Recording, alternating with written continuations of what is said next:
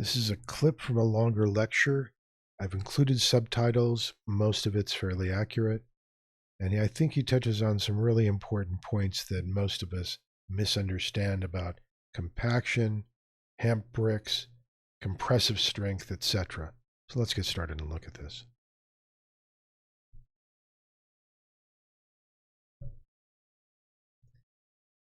So you just mentioned dubbing, which really means doublage, which is it just quick mistranslation, but that's a technique they use over there. They'll do it on the exterior, on the interior, hemp clay, hemp lime. Very interesting work.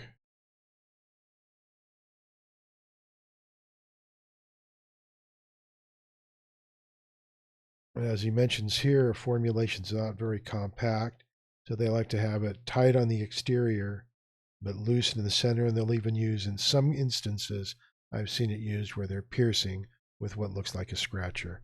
Now he's going to mention that it is deformable and spongy, the aggregate as hemp as the aggregate is, which is really interesting when you have individuals that are trying to make highly compressive bricks with with hemp, and it begs the question that anybody can make a brick that has high compressive strength with cementatious materials or alkali activated materials or geopolymers, but it is then have the same insulative qualities, and it is really necessary.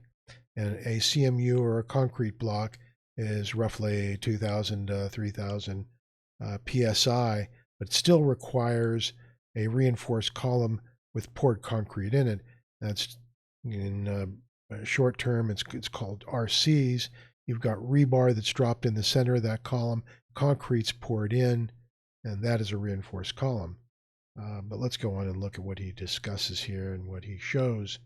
If this is done correctly, that there's significant rebound, which is effective in high seismic zones.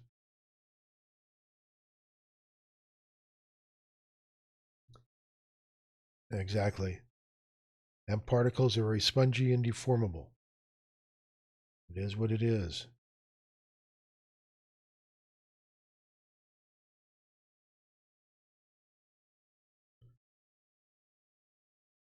So here's where he runs it, and you notice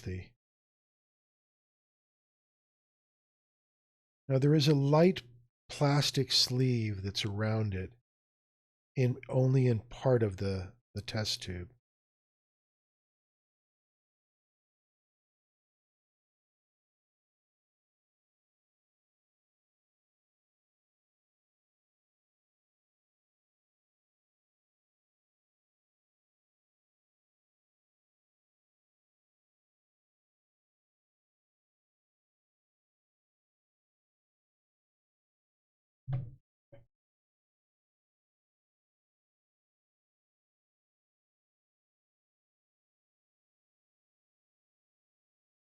All right, at some point I will do the entire lecture, including all of the texts on it, which is quite a bit.